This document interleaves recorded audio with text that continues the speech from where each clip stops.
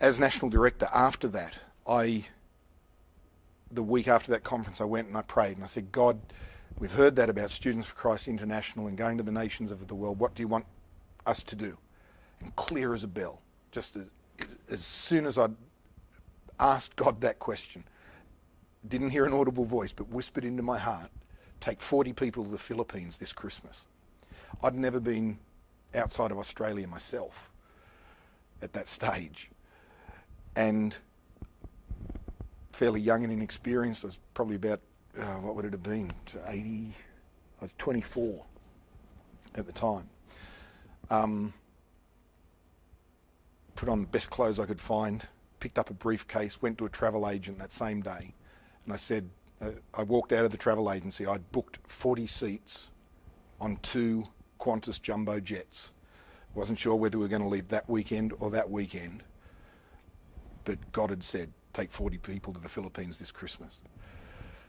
We then, over the next couple of months, I travelled around to the Students for Christ groups that existed at that time, spoke with the leaders right around the country and said, this is what God's placed on our heart. We had application forms, had to put in a $300 non-refundable deposit to lock in your place, and there was a certain deadline, which was about June or something like that year. Remarkably, we got exactly 40 $300 deposits from the promotion that we did.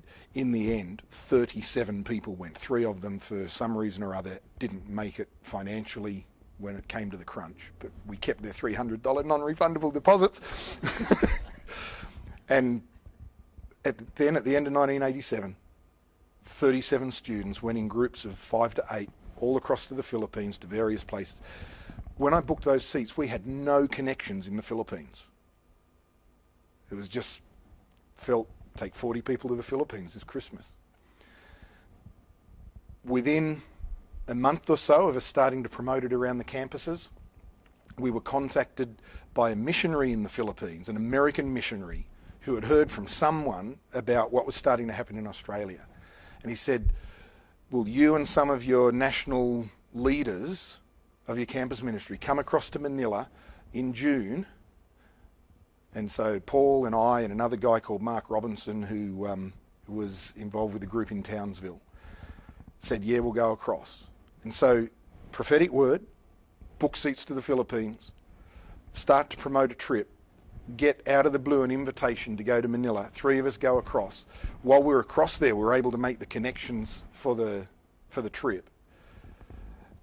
Also at that gathering were youth leaders and pastors from several other nations throughout Asia Pacific, and the connections were made for over the coming years for us to help 13 of them establish National Pentecostal Campus Ministry within 6 months of that prophetic word.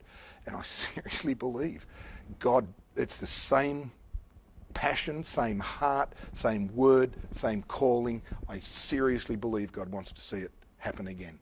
And again, if we can join the previous graduates with the current generation of students, if we can understand the values that make it succeed, fresh shape next generation, and just see what God does on the universities of our nation and through the universities of our nation, into society, into the church, into world mission. That's the passion that drives it.